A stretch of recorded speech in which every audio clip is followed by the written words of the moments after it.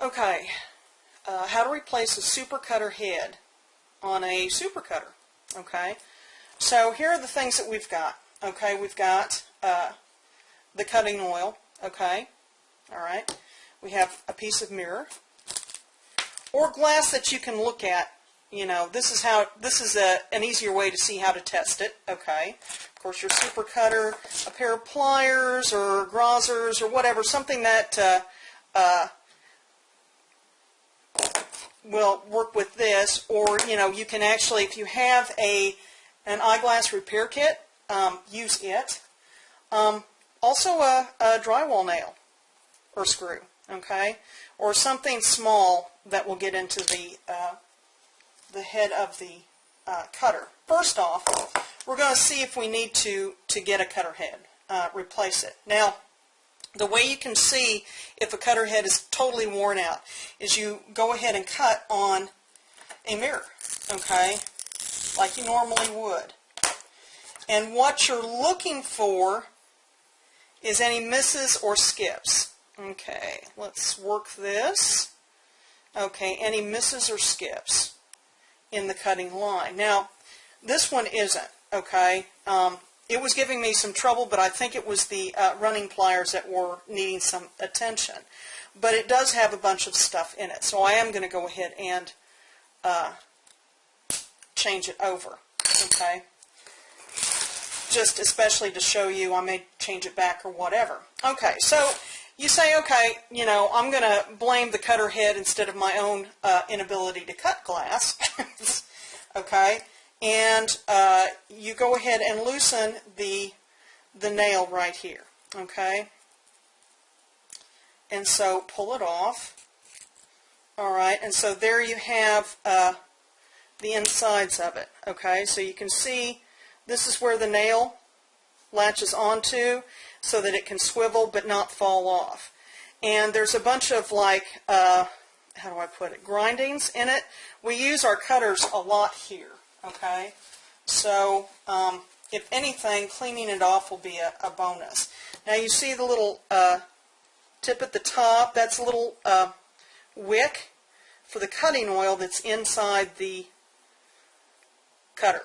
Okay, now I like to go ahead and pour some out.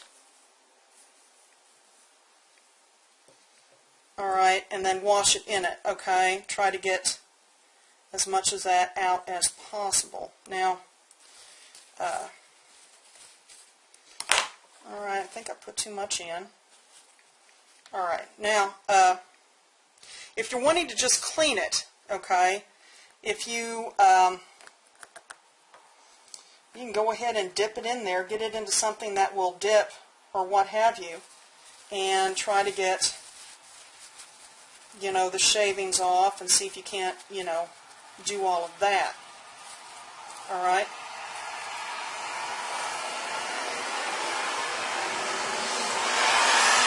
It's not going to hurt it, if anything. Okay.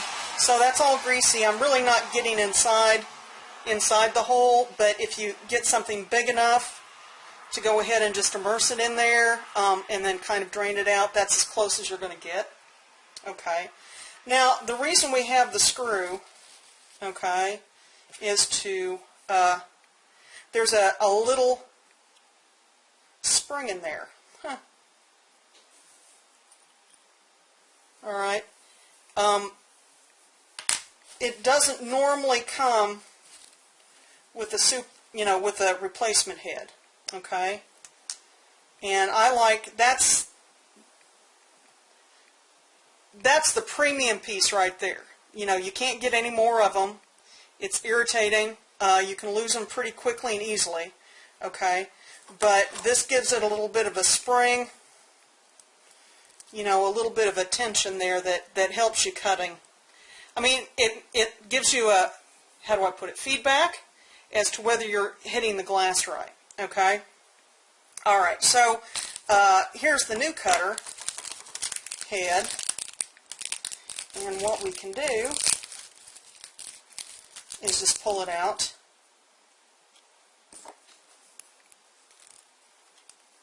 Alright.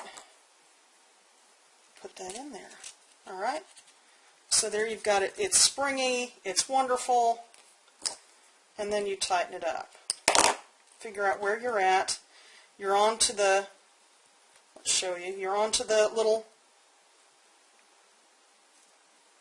square thing, okay, and so you tighten it up.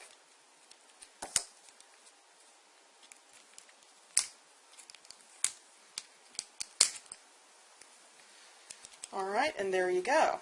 And I always like to put some on the top or on the, before I start cutting.